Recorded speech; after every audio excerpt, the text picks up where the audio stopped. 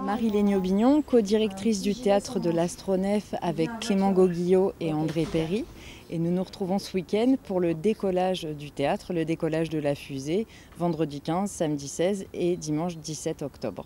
Le théâtre de l'Astronef est une salle de 208 places située au sein du centre hospitalier Édouard Toulouse, qui est un hôpital psychiatrique qui est situé sous l'hôpital Nord, donc dans les quartiers nord de Marseille. Et donc il a cette spécificité d'être un théâtre ouvert à tous dans un hôpital psychiatrique dans les quartiers nord. Ce lieu, à l'origine, était une salle des fêtes dans laquelle se passaient des ateliers, des représentations plutôt tournées vers le théâtre amateur il y a plus de 20 ans. Et il y a 20 ans, une équipe s'est occupée de transformer la salle des fêtes en théâtre. C'est devenu un vrai théâtre. Une scène en bois, des pendrillons, des gradins. Et donc ce théâtre existe réellement depuis une vingtaine d'années. C'est un lieu qui a pour vocation d'être ouvert à la ville. On voudrait mettre en pratique les termes d'Édouard Toulouse qui voulait que l'hôpital soit un lieu ouvert et libre. Et nous, on reprend cette maxime pour le théâtre et que ça soit un lieu de partenariat, d'échange, de convivialité avec une programmation exigeante et variée. Je suis Virginie Festoer, chargée de communication à l'Ordre des architectes PACA et on va parler aujourd'hui des Journées nationales de l'architecture qui auront lieu ce week-end. Donc c'est la 6e édition de ces Journées nationales de l'architecture qui sont organisées pour faire découvrir au plus grand nombre l'architecture et le métier d'architecte, puisque finalement on vit l'architecture au quotidien, ce sont nos maisons, nos écoles, nos lieux de travail, et on la méconnaît finalement. Donc l'objectif c'est de mieux connaître et aimer notre architecture.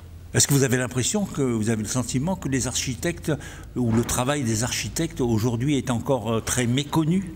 Tout à fait, le travail des architectes est méconnu, leur mission et l'étendue de leur mission sont méconnues. Pourtant, ils interviennent dans de nombreux sujets d'actualité, comme notamment la transition écologique, et ça fait partie des sujets qui seront développés pendant ces journées. Alors, qu'allez-vous nous proposer durant ce week-end? Pendant ce week-end, dans tout le pays et toute la région, et donc là aujourd'hui on parle plus particulièrement de la Provence, il y a évidemment des visites de réalisation et de chantier pour découvrir des logements, donc des projets sociaux à Fort-Calquier par exemple. Il y a aussi des balades architecturales avec des expériences inhabituelles, des manières de découvrir une ville ou de redécouvrir sa propre ville sous un autre aspect. Christiane Michel, je suis commissaire de l'exposition Le Smart depuis 15 ans. Nous sommes à son 15e anniversaire. Normalement, ça aurait dû être 17 si la machine ne s'était pas arrêtée il y a 2 ans. Quoi de neuf cette année? Quoi de neuf? Des artistes qui sont sortis enfin de leurs ateliers, qui sont heureux de présenter leur travail, de leur réflexion de ces 2 années blanches où ils ont eu du mal à se concentrer, ou certains avec euphorie, d'autres avec beaucoup de solitude. Parce que ne pas exposer pour un artiste, c'est quelque chose de terrible. Donc ils sont heureux de se retrouver. On a décalé quelques fois le salon pour cause Covid-19. Et aujourd'hui, tout le monde se retrouve. Vous voyez, il y a du monde. Les gens sont heureux d'être là, il y a des sourires et on a un temps magnifique avec nous. Nous sommes dans l'axe.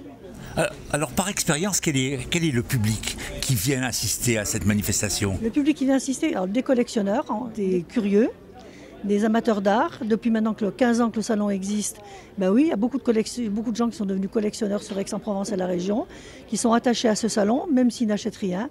Ils viennent avec plaisir visiter et rencontrer des artistes, parce que c'est encore des rares endroits où on peut se rencontrer sans acheter. Alors d'où viennent-ils? Ils viennent de toute la France, ils viennent du Japon, ils viennent de Corée, ils viennent d'Italie, international. Je dirais 20% international et le reste français.